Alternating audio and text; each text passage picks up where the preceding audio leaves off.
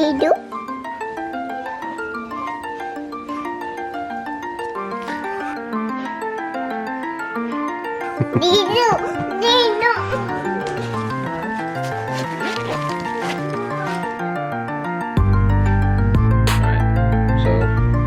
Fasting morning blood glucose, 67 today. Last time it was 70. So I don't check my blood glucose every morning. It's not required. If you're on a ketogenic diet, to be constantly tracking your blood, constantly measuring ketones, constantly checking your blood glucometer. But I think it's interesting because today I was going to get a little bit of blood work because on Friday I'm talking to Dave Feldman. So we're going to talk a little bit about cholesterol. He's an engineer who's actually observed a lot of interesting things and done many experiments on himself and on other people, altering lipid metabolism and watching cholesterol go up and down in accordance with dietary changes, namely which fuel source you're burning, glucose or fat. So we're going to talk to Dave Feldman on Friday and figured get a new round of labs to look at with Dave. Anyways, it seems like the scurvy is keeping the impending diabetes in check. You know, according to the comments on YouTube, you're gonna get scurvy if you're not eating plants. You're gonna get scurvy on this carnivorous diet. The scurvy is being kept at bay. My blood glucose is fine. I don't have diabetes from my all meat diet. As I eat a very high fat diet, I don't just do a lot of lean muscle meat. I like to use the whole animal and use all the organs. And Jessica wants me to not film her because she was chewing. And she gave me that look, like, don't film me, don't ask me questions. But yeah, I'm out of here. I'm gonna go get my blood tested, go get my breakfast. Usually I'd have breakfast before this time, but since I'm doing a blood test today, I'm gonna go get the blood test, go get the food, come home, show you the food, eat the food. And then I've got a live stream today with Amber O'Hearn, who's a 9-year carnivorous eater and a lovely lady that has a lot of good information and a lot of experience with pure carnivory, eating a diet that comes only from the animal kingdom. So I can't wait to talk to Amber today live on YouTube. This video will probably be out after that, but yeah, it's gonna be a good day. Busy day, but a good day.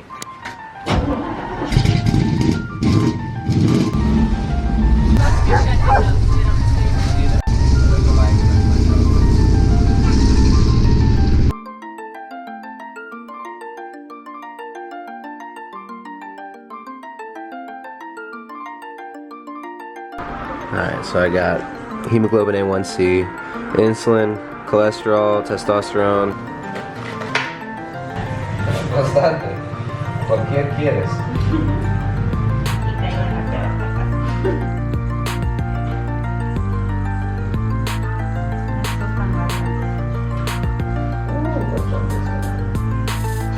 Hey, ¿qué más, amigo? ¿Cómo estás?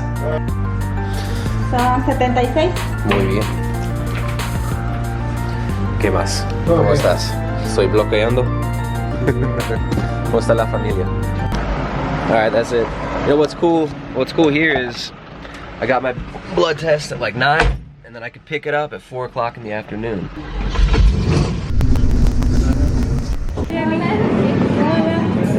Look at this old guy.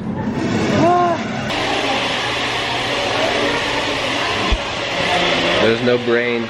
So sad. It's the same animal from Sunday, but I'm gonna get more brain later this week. I'm hooked on the brain, but I'll just get medlo, which is marrow, which is amazing. Y de los cachetes, bien carnuda. Sí, sí.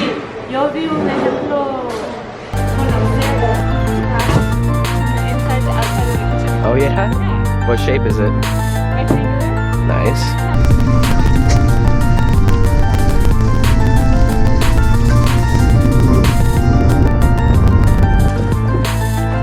Hey, get down.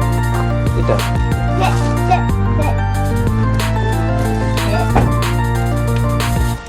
Everybody, sit down.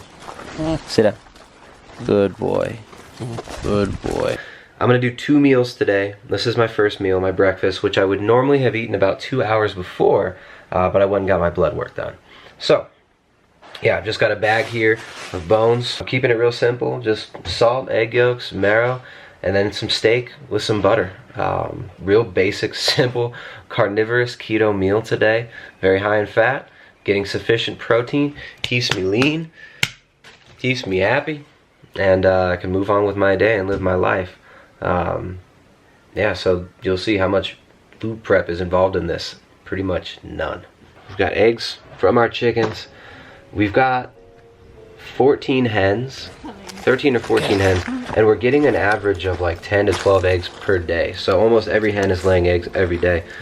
Part of that, a major part of that, is because we give them meat. We give them scraps. So when I'm done with the meaty bones, usually we'll end up giving them to the chickens.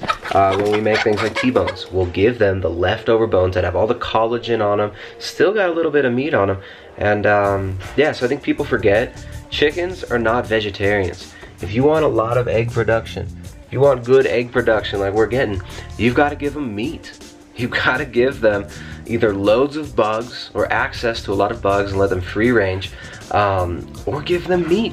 We also give them herbs and greens and stuff, but they thrive and they make so much more egg, and the yolks are so deep and orange when we give them meat.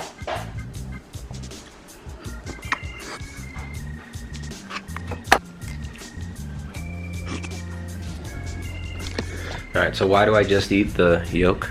Why do I throw away the white? It's not because I think the whites are bad. A lot of people do have sensitivities to eggs, and a lot of those people do tend to do better with the yolks.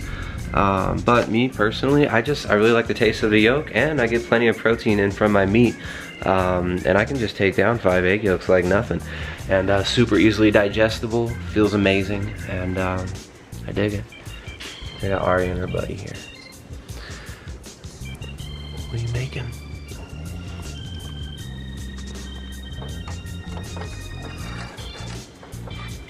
So careful.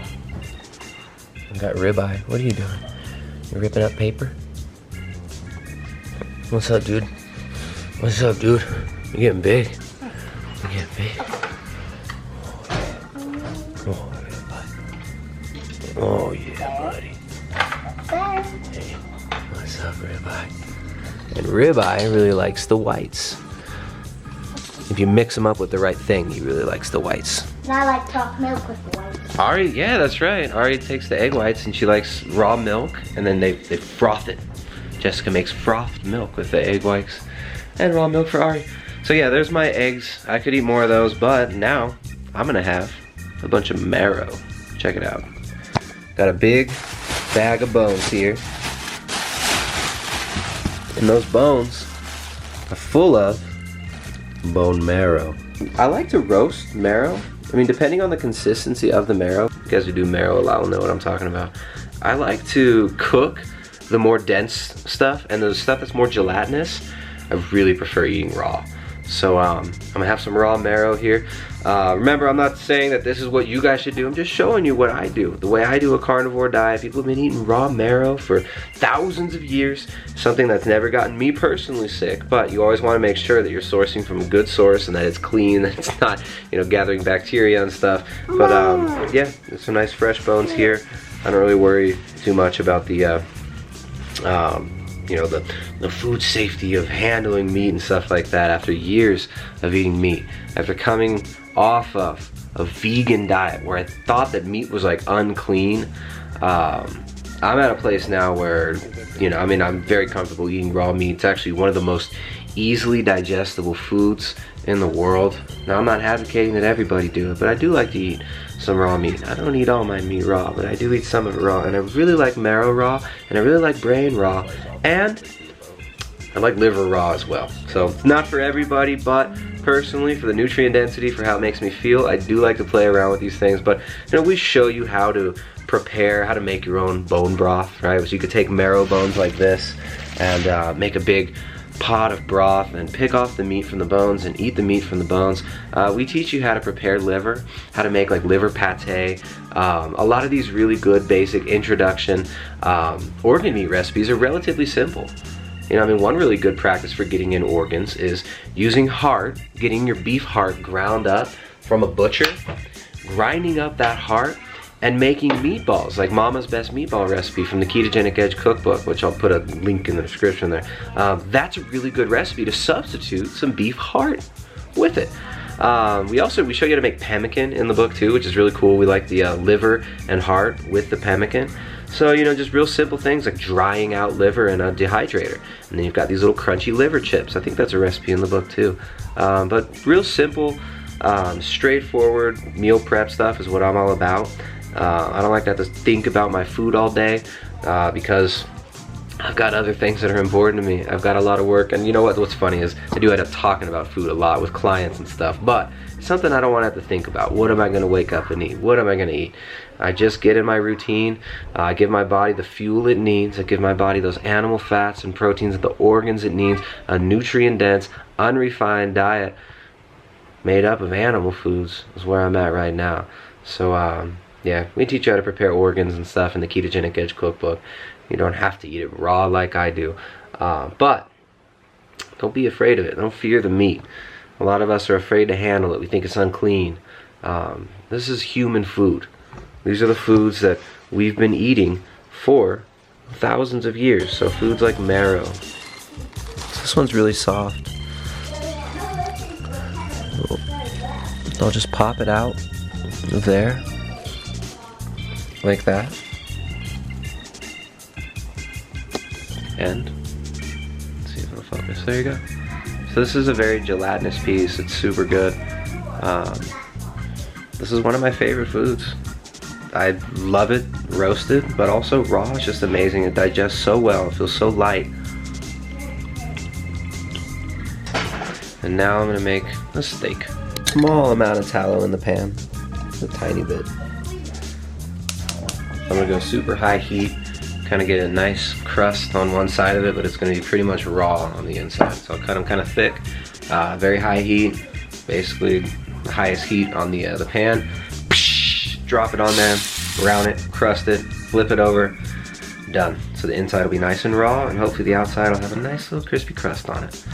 I love it like this. Also, got to get the melted butter on there as well.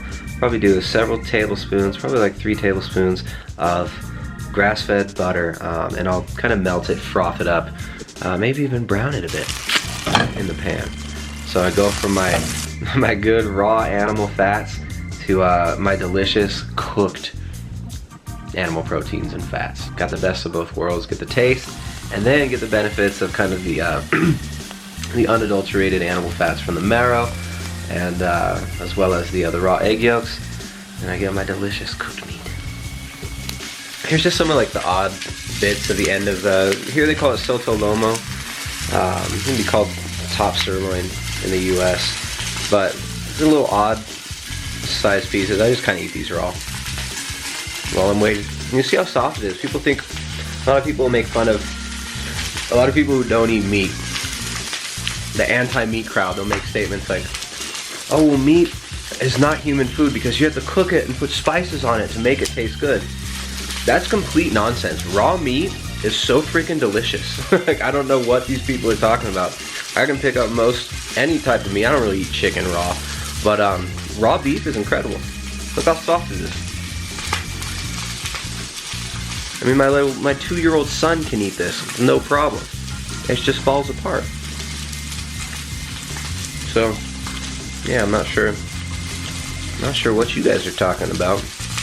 You can't go into the field and pick some wheat, or you can walk right up to a carcass and take some meat and eat it. All right, so the live stream today had to get rescheduled. Good thing I didn't announce it. With these live streams, it can be hard to actually coordinate with people. Sometimes things come up, so we had to reschedule the live stream with 9-year carnivore Amber O'Hearn. So that gives me a little bit extra time this afternoon, which I am going to use to sauna. People forget your skin is actually an organ. You intake nutrients through the skin. You convert cholesterol to vitamin D when you go into the sun. And your skin actually will offload toxins, just like you see when people are getting, when you get a pimple or something. Your skin will be removing toxic load from the body via that organ. So yeah, sweating in the sauna feels really good.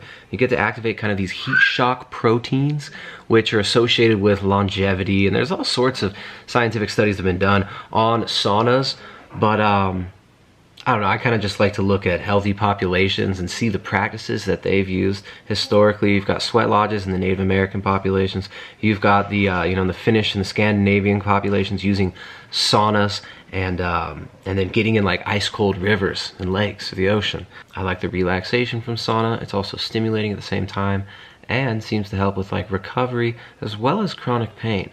So yeah, love me a sauna. I'm over here, I'm checking in on our Keto Collective, which this month, it's going super well so far. We've got a really good group. We might do an October Keto Collective, I'm not sure yet. We'll announce it when it comes closer, but we're in the first week of the September Keto Collective. A lot of people trying organs for the first time, which I think is really cool. We got Leanne here, was preparing liver for the first time, and you know, when you first make liver, usually you don't get it right. But it seems like Leanne nailed it. She got it right the first try. So yeah, another way that you can make liver or heart very, very palatable for like a newbie who's never had organs before is just making meatballs. You can get 100% ground beef heart from a butcher. And you can mix that in with normal fatty ground meat, with like a fattier ground meat. So you could do 50% beef heart, 50% ground beef. It might be a little bit lean for some people doing, keto or carnivore, in which case, to make your macros, you might add some sort of animal fat, cook them in a little bit of tallow. I like to use butter. I do very well with butter, but some people don't do so well with it. So it's actually all about context, but it's nice to see people branching out. We break it up into 4-week coaching sessions when we do the Keto Collective, and it's a really fun community-based setting where people get to interact with each other, share ideas with each other, and support each other, and actually learn from each other's triumphs and mistakes. So we really enjoy using this format. We do several interactive live voice chats per week, and we break that up into lessons, and then we just do Q&As, and you have full access to us if you have any questions. So it's a really fun format where we can do coaching and give you more one-on-one time, give you more interaction time, and also give you the community-based support. I'll check back in on the group later on, answer some more questions, do some emails, and do some video editing. But for now, I'm gonna go hit the sauna. It's Wednesday, midday, so hopefully my spot is not too crowded. The good thing about working at home is the off time, if you ever do get it, doesn't always have to be on Saturdays and Sundays when everybody else in the world is doing their running around. So I like to get my stuff done on the weekdays and chill at home on the weekends when everybody's in town. There's almost nobody here. I love it. All right, let's see if I can do this without breaking the camera. I get the water, a little bit of water from the pool, and then come here into the sauna. Well, the lens fogs up.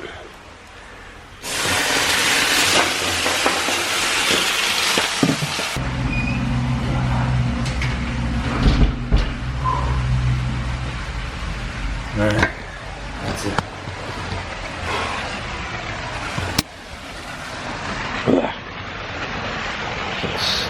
Not that red. Now that I look in the camera, I feel like I'm beet red.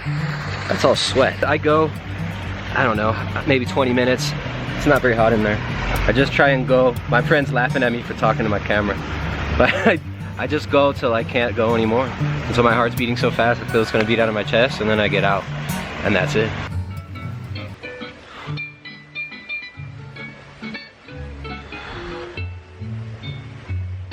Alright, sauna's done. Now I'm gonna go get my lab results, but I'm kind of pissed at myself. I put a big old gouge in the paint in the rear quarter panel of the truck. Look at that. Oh. That's a gouge. You know, I built this truck to beat it up, but then it started looking so pretty and I just didn't want to bash it so much. But I can start to comfortably beat it up a little bit more now.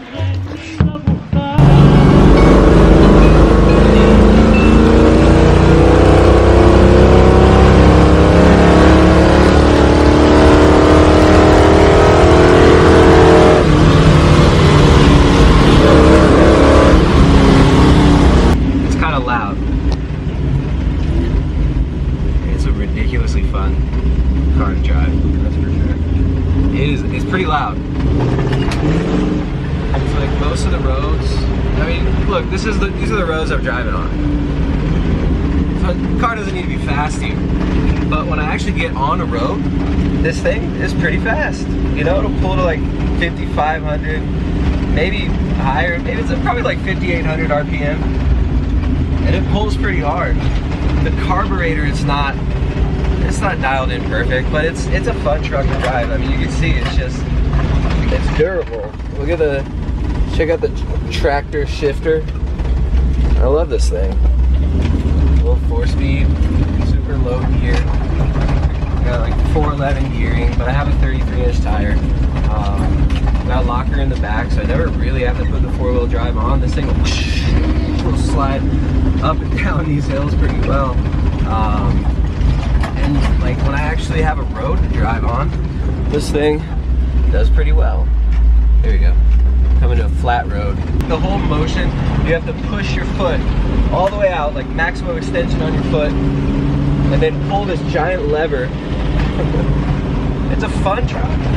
To try to shift it fast, to try to go like 0 to 60, you gotta do 2 gear shifts or 3, depending on how you drive. But it's a fun thing to drive.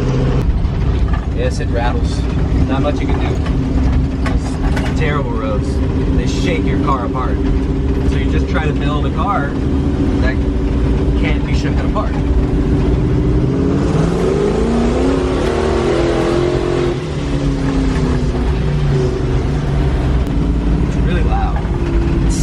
I don't know, I think it's as fast as it sounds. I'm ready for my last meal. Steak and butter. And there's dinner. A whole bunch of salt and another 16 ounces of meat. So yeah, it's about 2 pounds of meat for the whole day. Checking out the lab results. I'm here in the red light district, about to get my little red light therapy, about 10-20 minutes. If you want to learn a little bit more about red light therapy, check out the link in the description for the Joovv, Joovv. There's also a cool interview that's linked below about red light therapy. But let's check out the lab work here. First of all, looking at the lipids, checking them lipids. Let's see. All right, LDL, still about the same. My LDL on a ketogenic diet is generally high, trafficking all those triglycerides that I'm burning as my energy source. My HDL, nice and high, 72.1. My triglycerides, nice and low, 86.6. Really important is the trig to HDL ratio. We're going to get into the whole lipid panel thing with Dave Feldman. The episode might have already passed by the time this is published, but if you check out my recent interview with Dave Feldman of cholesterolcode.com, we're going to get deeper into the meaning of these numbers. What the heck is cholesterol doing in the body? And why do some people tend to get a hyper response of LDL increasing on a ketogenic diet when you're burning fats, lipids, as your main source of fuel? So anyways, yeah, let's check out what else here. We got my hemoglobin A1C usually is about 5.1 to 5.3 right now, 5.1. C-reactive protein under 6 is in the normal range here. This is in milligrams per liter. In the US you do milligrams per deciliter. So this is actually 1.3 milligrams per liter. Under 6 is normal. Above that means you've got an inflammatory process going on, maybe an infection or something. But my inflammation nice and low. On the US scale, this would be 0.13 milligrams per deciliter of C-reactive protein. Now, even more interesting, my fasting insulin was 7.64. Testosterone is 6.63, similar to what it was last time. I think it was above 7 last time. Remember, it's just a snapshot. Magnesium and potassium, I thought I'd check those today just to have fun. In the normal range. So that's what's up. Those are the labs. That's where my blood's at. All the critics out there telling you you're gonna drop dead of a heart attack. Remember, I got my my carotid artery exam done. Both of them perfectly clean. When you work from home, you never really get a day off. But today was about as close to that as I'm gonna have in a little while, so I'm gonna lay under my little light over here and then probably go jump in the bath and get some sleep. So yeah, that's it. Remember guys, you're far more than what you eat. Get off the computer, get off social media, off this social engineering, social media. Go out there and live your lives. I'm not kidding. You want to Ryder? Ryder, what do you want? What do you want? What do you want, Ryder? Ryder, what are you doing? What? I can hear you. Ryder, what do you want? Found the pieces, we counted them all alone. Didn't add up, forgot to carry this hero.